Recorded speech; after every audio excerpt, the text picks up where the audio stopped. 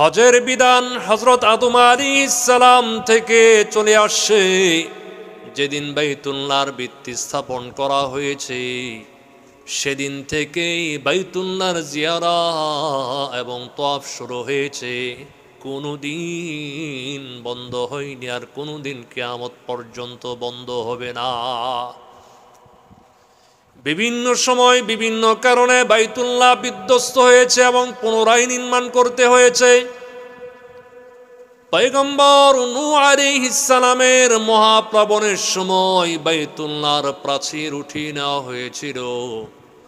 যদিও বাইতুল্লাহর মূল ভিত্তি, বাইতুল্লাহর মূল অবকাঠামো তখনও পর্যন্ত বিদ্যমান ছিল। আল্লাহ তাআলা জিবরাইল আমিনকে প্রেরণ করে ইব্রাহিম আলাইহিস সালামকে বাইতুল্লাহর অবস্থানের ঠিকানা নির্ধারণ করে বলেছেন। আল্লাহ তাআলা সূরা হজের ২৬ নম্বর আয়াতে বলেন, وَإِذْ بَوَّأْنَا لِإِبْرَاهِيمَ مَكَانَ الْبَيْتِ أَلَّا تُشْرِكْ بِي شَيْئًا وَطَهِّرْ بَيْتِيَ لِلطَّائِفِينَ وَالْقَائِمِينَ وَالرُّكَّعِ السُّجُودِ। আল্লাহ বলেন, স্মরণ করুন যখন আমি ইব্রাহিম আলাইহিস সালামকে বাইতুল্লাহর অবস্থানের ঠিকানা নির্ধারণ করে দিয়েছিলাম। এর থেকে বোঝা যায় ইব্রাহিম আলাইহিস সালাম তিনি আগে থেকে এই ভূখণ্ডের বাসিন্দা ছিলেন না, বরং তার জন্মস্থান ইরাকে। ইরাক থেকে আল্লাহ তাআলা প্রথমে সিরিয়া, তারপরে মক্কাতুল মুকাররমায় হিজরত করে এনেছিলেন। আল্লাহ রাব্বুল আলামিন ইব্রাহিম আলাইহিস সালামকে বাইতুল্লাহর অবস্থানের ঠিকানা নির্ধারণ করার পর তিনটা ফরমান, তিনটা নির্দেশ জারি করলেন। ১ নম্বর, আল্লা তুশরিক বি শাইআ, ইব্রাহিম আমার ইবাদতে আর কাউকে অংশীদার সাব্যস্ত করো না। বলা বাহুল্য ইব্রাহিম আলাইহিস সালাম তিনি সারা জীবন মূর্তির বিরুদ্ধে লড়াই করেছেন। তিনি শিরিক করবেন এটা কল্পনাও করা যায় না। মূলত ইব্রাহিম আলাইহিস সালামকে আমার আল্লাহ বলার দ্বারা গোটা পৃথিবীর মুসলিম উম্মতকে কথা জানিয়ে দেওয়া, তোমরা কোনোদিন আল্লাহর সাথে শিরিক সাব্যস্ত করবে না। ২ নম্বর, আল্লাহ তাআলা ইব্রাহিম আলাইহিস সালামের প্রতি নির্দেশ জারি করলেন, ওয়াতাহির বাইতিয়া লিত-তাইফিন, আমার ঘরকে তওয়াফকারীদের জন্য, দণ্ডমান নামাজ আদায়কারীদের জন্য, রুকু এবং সিজদাকারীদের জন্য পূত পরিশুদ্ধ রাখবে। এবার আল্লাহ রাব্বুল আলামিন ইব্রাহিম আলাইহিস সালামের প্রতি ৩য় নম্বর আদেশ করলেন। আল্লাহ বলেন, ওয়াআযিন ফিন-নাসি বিল হাজ্জি ইয়াতুকা রিজালান وعلى كل ضامر يأتين من كل فج عميق। আল্লাহ বলেন, ইব্রাহিম তুমি মানুষের মধ্যে হজের প্রচার করে দাও, যেন তারা পদব্রজে দুর্বল উষ্ঠিতে আরোহণ করে বিশ্বের বিভিন্ন প্রান্ত হতে বাইতুল্লাহ পর্যন্ত আগমন করতে পারে। ইব্রাহিম আলাইহিস সালাম বললেন, ওগো রব্বি কারীম, এই জনমানবহীন শূন্য প্রান্তরে আমার এই ঘোষণা শুনবে কে? কিংবা যেখানে মানুষজন আছে সেই পর্যন্ত আমার আওয়াজ কেমনে পৌঁছবে? আল্লাহ বলেন, ইব্রাহিম তোমার দায়িত্ব হলো ঘোষণা প্রদান করা, মানুষের কান পর্যন্ত পৌঁছানোর দায়িত্ব আমি আল্লাহ তাআলার। সুবহানাল্লাহ। অতঃপর ইব্রাহিম আলাইহিস সালাম তিনি মাকামে ইব্রাহিমে দাঁড়িয়ে, কোনো বর্ণনায় তিনি আবু কুবাইস নামক পাহাড়ে আরোহণ করে 2 কানের মধ্যে এরকমভাবে আঙ্গুল দিয়ে একবার তিনি ডানে আরেকবার বামে, একবার সামনে আরেকবার পিছনে তিনি এলান করলেন, হে মানব সম্প্রদায়, আল্লাহ তাআলা তার ঘর নির্মাণ করেছেন, আল্লাহ তাআলা তোমাদের উপর হজ ফরজ করেছেন, সুতরাং তোমরা আল্লাহর নির্দেশ পালন করো। মুফাসসিরিনে কেরাম বলেন, ইব্রাহিম আলাইহিস সালামের এই আওয়াজ আল্লাহ তাআলা আকাশে বাতাসে নদী নালা পাহাড় পর্বত প্রান্তরে সর্বত্রই ধ্বনিত করে দেন। ইব্রাহিম আলাইহিস সালামের এই আওয়াজ আল্লাহ তাআলা পৃথিবীর প্রত্যেকটা কোণে কোণে পৃথিবীর প্রত্যেক জায়গায় পৌঁছিয়ে দেন। শুধুমাত্র তৎকালীন যুগে জীবিত মানুষ পর্যন্ত নয়, কিয়ামত পর্যন্ত যত মানুষ আগমন করবে, যারা মায়ের পেটে ছিল কিংবা আলমে আরওয়া রূহের জগতে ছিল, আল্লাহ তাআলা প্রত্যেকের কানে ইব্রাহিম আলাইহিস সালামের এই আওয়াজকে পৌঁছিয়ে দেন। যারা মায়ের পেটে ইব্রাহিম আলাইহিস সালামের এই আওয়াজে লাব্বাইক আল্লাহুম্মা বলেছে, দুনিয়াতে যে লাব্বাইক আল্লাহুম্মা বলেছে, সে একদিন আরাফার ময়দানে লাব্বাইক আল্লাহুম্মা লাব্বাইক বলে আল্লাহর ঘর বাইতুল্লাহ হজ করবে। আরাফার ময়দানে লাব্বাইক আল্লাহুম্মা লাব্বাইক বলবে। যে যে কয়বার দুনিয়াতে লাব্বাইক আল্লাহুম্মা বলেছে, সে ততবার আল্লাহর ঘর বাইতুল্লাহ সম্পাদন করবে। কেউ যদি 5 বার বলে 5 বার করবে, কেউ যদি 10 বার লাব্বাইক আল্লাহুম্মা বলে সে 10 বার হজ করবে। কেউ যদি মায়ের পেটে রূহের জগৎ থেকে 20 বার লাব্বাইক আল্লাহুম্মা বলে সে ততবার হজ সম্পাদন করবে। আল্লাহ তাআলা হজটাকে মানব জাতির জন্য তথা মুসলমানদের জন্য শর্ত সাপেক্ষে ফরজ করেছেন। আল্লাহ বলেন, ওয়ালিল্লাহি আলান নাসি হিজ্জুল বাইতি মান ইসতাতা ইলাইহি সাবিলা ওয়া মান কাফারা ফাইন্নাল্লাহা গানিয়্যুন আনিল আলামিন। আল্লাহ বলেন, ওয়ালিল্লাহি আলান নাস, মানুষের জন্য আল্লাহর ঘর বাইতুল্লাহ পর্যন্ত যারা পৌঁছার সক্ষমতা রাখে, এবিলিটি রাখে, আমার আল্লাহ তার ঘরের জন্য হজ করা, হজ সম্পাদন করাকে আবশ্যক করে দিয়েছেন। এরপরে আল্লাহ বলেন, যে ব্যক্তি আল্লাহর এই বিধান থেকে মুখ ফিরে নেই, প্রত্যাখ্যান করে, সে জেনে রাখুক আল্লাহ তাআলা দুনিয়ার কোনো মানুষের হজের জন্য, ইবাদতের জন্য, নমাজের জন্য, আমার আল্লাহর ইবাদতের জন্য আমার আল্লাহ মুহতাজ, মুখাপেক্ষী নন। গোটা দুনিয়ার মানুষ যদি আমরা 1 সেকেন্ডের জন্য আমার আল্লাহর ইবাদত বন্দেগী না করি, আমার আল্লাহর ইবাদতের মধ্যে 1 সেকেন্ডের জন্য কোনো কমি হবে না, ঘাটতি হবে না। কারণ পৃথিবীর মধ্যে এমন কোনো প্রাণী, এমন কোনো বস্তু নাই যেগুলো অল টাইম আমার আল্লাহ রাব্বুল আলামিনের পবিত্রতা মহিমা বর্ণনা করছে না। আমার আল্লাহ রাব্বুল আলামিন সূরা বনী ইসরাঈলের 44 নম্বর আয়াতে বলেন, তুসাব্বিহু লাহুস সামাওয়াতুস সাবউ ওয়াল আরদু ওয়া মান ফীহিন ওয়া ইন মিন শাইইন ইল্লা ইউসাব্বিহু বিহামদিহি ওয়ালাকিন লা তাফকাহুনা তাসবিহাহুম। আল্লাহ বলেন, 7 আসমান 7 জমিন, এত দুবয়ের মাঝে যা কিছু বিরাজমান, যা দেখি আর দেখি না, অণু থেকে পরমাণু, ক্ষুদ্র থেকে বৃহৎ, ছোট থেকে বড়, পৃথিবীর মধ্যে এমন কোনো প্রাণী, এমন কোনো বস্তু নাই যেগুলো আমার আল্লাহর তারই প্রশংসা, গুণগান বর্ণনা করছে না। আল্লাহ বলেন, যদিও তোমরা তাদের প্রশংসার ভাষাগুলো অনুধাবন করতে পারো না। এজন্য দুনিয়ার মানুষ যদি আমরা হজ না করি, নামাজ না পড়ি, সিয়াম পালন না করি, আমার আল্লাহর কোনো কমি হবে না, ঘাটতি হবে না। আল্লাহ বলেন, ফাইন্নাল্লাহা গানিয়্যুন আনিল আলামিন। আল্লাহ তাআলা দুনিয়ার মানুষ থেকে মুখাপেক্ষী নন, তিনি অমুখাপেক্ষী এক সত্তা।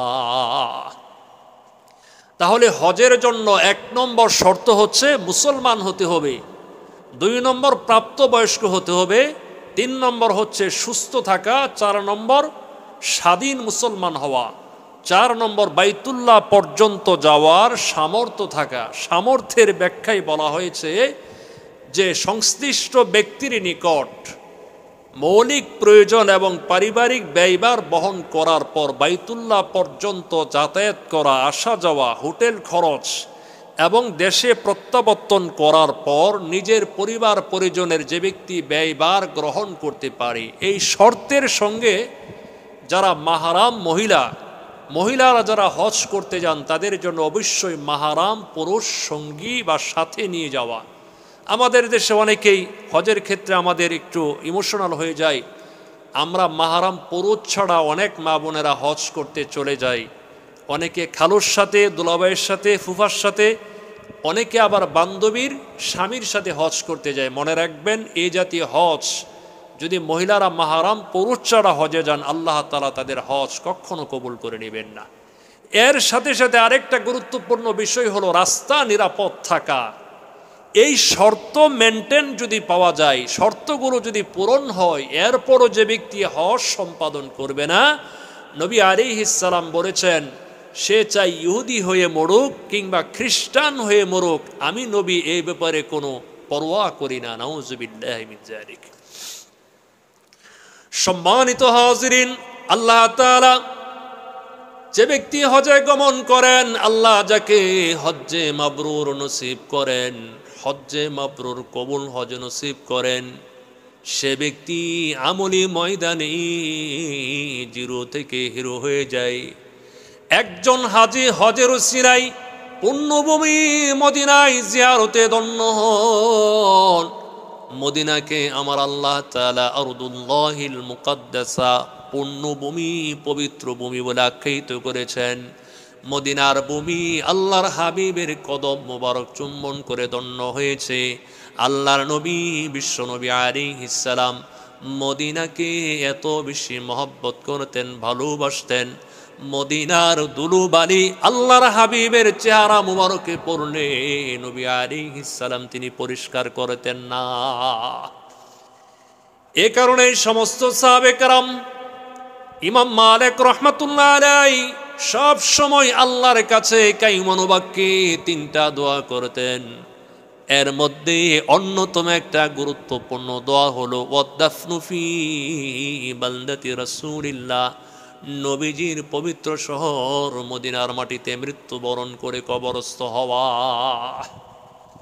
ইমাম মালিক রাহমাতুল্লাহ আলাইহি যিনি 17 বছর মদিনার মাটিতে নবীজির হাদিস পাঠদান করেছেন, কিন্তু 17 বছরে কোনোদিন তিনি মদিনার মাটিতে জুতা স্যান্ডেল পরিধান করেন নাই।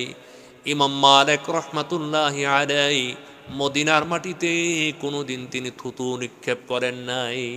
সুবহানাল্লাহ। মদিনার মাটির এত দাম, এত সম্মান। আমাদের আকাবেরি দিন তারাও হজ করতে গেলে মদিনার মাটিকে যথাযথ সম্মান করার চেষ্টা করেন। একজন হাজি যেমন হজের বদলতে পৃথিবীর সর্বপ্রথম ঘর বাইতুল্লাহ মসজিদে হারামের মধ্যে নামাজ পড়ার সৌভাগ্য অর্জন করেন। মসজিদে হারাম তো পৃথিবীর সর্বপ্রথম ঘর, যে ঘর আল্লাহ মানুষের কল্যাণের জন্য, হিদায়াতের জন্য সর্বপ্রথম নির্মাণ করেছেন। মসজিদে হারামের এত দাম, এত মর্যাদা, নবী আলাইহিস সালাম বলেছেন, দৈনিক আল্লাহর ঘর বাইতুল্লাহর উপর 120টি রহমত নাজিল হয়। যে ব্যক্তি মসজিদে হারাম তওয়াফ করে, বাইতুল্লাহ তওয়াফ করে, তার উপর দৈনিক 60টি রহমত নাজিল হয়। আর যে ব্যক্তি বাইতুল্লাহর সামনে দাঁড়িয়ে নামাজ পড়ে, ওই ব্যক্তির উপর দৈনিক 40টি রহমত নাজিল হয়। আর যে ব্যক্তি শুধুমাত্র মহব্বতের দৃষ্টিতে বাইতুল্লাহকে দেখে, আল্লাহ তাআলা তার উপর দৈনিক 20টি রহমত নাজিল করেন। সুবহানাল্লাহ। শুধু তাই নয়, বাইতুল্লাহ তো এমন এক বরকতময় ঘর, নবী আমার বলেন, যদি কোনো ব্যক্তি বাইতুল্লাহ 1 রাকাত নামাজ পড়ে, তার আমল নামায় 1 লক্ষ রাকাতের নেকি প্রদান করা হয়। একজন ব্যক্তি যেমন বাইতুল্লাহ নামাজ পড়ার সৌভাগ্য অর্জন করেন হজের মাধ্যমে, ঠিক আল্লাহ তাআলা একজন হাজী সাহেবকে হজের বদৌলতে আল্লাহর হাবিব বিশ্বনবী আলাইহিস সালামের মসজিদে নামাজ পড়ার সৌভাগ্য অর্জন করেন, মসজিদে নামাজ পড়ার আত্মতৃপ্তি লাভ করেন। মসজিদ নববীতে নামাজ পড়ার ফজিলত সম্পর্কে নবী আমার বলেন, যে ব্যক্তি আমার মসজিদে 1 রাকাত নামাজ পড়ল, এক বর্ণনায় 1000 রাকাত, মতান্তরে 50,000 রাকাতের নেকি তার আমলনামায় প্রদান করা হয়। সুবহানাল্লাহ। ভিন্ন হাদিসে নবী আলাইহিস সালাম বলেছেন, মান সাল্লা ফি মসজিদি 40 সালাতান লা তাফুতুহু সালাতুন, যে ব্যক্তি আমার মসজিদে নববীতে 8 দিন তথা 40 ওয়াক্ত নামাজ এমনভাবে পড়ল যে এর মধ্যে একটা রাকাত, একটা ওয়াক্ত নামাজ ছুটে যায় নাই, তাহলে আল্লাহ তাআলা ওই ব্যক্তির জন্য 3টি ফরমান লিপিবদ্ধ করেন, 3টি ফরমান জারি করা হয়। 1 নম্বর, জাহান্নামের আগুন তাকে স্পর্শ করবে না। 2 নম্বর, জাহান্নামে সে নিক্ষেপ হবে না। 3 নম্বর, আল্লাহ তাআলা তার নামটা মুনাফিকের দফতর থেকে কর্তন করে দিবেন। সুবহানাল্লাহ। মদিনার সবচেয়ে বড় আকর্ষণ হলো আল্লাহর হাবিবের রওজা শরীফ জিয়ারত করা। রওজা জিয়ারতের মর্যাদা সম্পর্কে নবী বলেন, যে ব্যক্তি হজ সম্পাদন করতে এসে আমার ইন্তেকালের পর আমার রওজা শরীফ জিয়ারত করলো, নবী আমার বলেন সে যেন জীবিত অবস্থায় আমার সঙ্গে সাক্ষাৎ করলো। ভিন্ন হাদিসে নবী বলেন, মান যারা কবরি ওয়াজাবাত লাহু শাফাআতি, যে ব্যক্তি আমার কবর জিয়ারত করলো ওই লোকটির জন্য আমার সুপারিশ ওয়াজিব হয়ে গেল। সুবহানাল্লাহ। মদিনার আরেকটি গুরুত্বপূর্ণ বিষয়, একজন হাজী হজের বদলতে দুনিয়াতে জীবিত থাকা অবস্থায় নবী আলাইহিস সালামের রওজা জিয়ারত করার মাধ্যমে জান্নাতের আঙ্গিনায় বিচরণ করে। আল্লাহর হাবিব বলেন, মা বাইনা বাইতি ওয়া মিম্বারি রাউজাতুম মির রিয়াদিল জান্নাহ, আমার ঘর আর মিম্বরের মধ্যবর্তী জায়গাটুকুন হচ্ছে জান্নাতের বাগান, জান্নাতের আঙ্গিনা। এই জায়গাটুকুন সবুজ গালিচা, এই জায়গাটুকুন মসজিদে নববীতে চিহ্নিত রয়েছে। হাজী সাহেবগণ তারা প্রতিযোগিতা করে এর মধ্যে প্রবেশ করে কোরআন তেলাওয়াত করেন, নফল নামাজ পড়েন, জিকির আজকারে লিপ্ত হন। এই যে এত এত বরকতময় কাজ, বরকতময় ফজিলতের আমল, এগুলো একমাত্র আল্লাহ তাআলা হজের মাধ্যমে একজন হাজী সাহেবকে দান করেন। তাই আল্লাহ তাআলা আমাদেরকে, যাদেরকে অর্থ ধন সম্পদ দান করেছেন, কোনো রকম কৃপণতা করা ছাড়াই আমরা আল্লাহর ঘর বাইতুল্লাহ হজ সম্পাদন করব। আমরা আল্লাহর কাছে দোয়া করি, এই বছর যত হাজী সাহেবগণ হজে গমন করছেন বা করবেন, যারা যাচ্ছেন বা যাবেন, আল্লাহ তাআলা যেন সকলকে হজ্জে মাবরুরের নেকি প্রদান করেন। আর আমরা যারা হজ উমরা করতে পারি নাই, আল্লাহর কাছে আমরা কাইমনোবাক্যে দোয়া করি, আল্লাহ তাআলা যেন আমাদেরকে হজ এবং উমরার জন্য কবুল করেন। আমিন। আখির দাওয়ানা আলহামদুলিল্লাহি রাব্বিল আলামিন।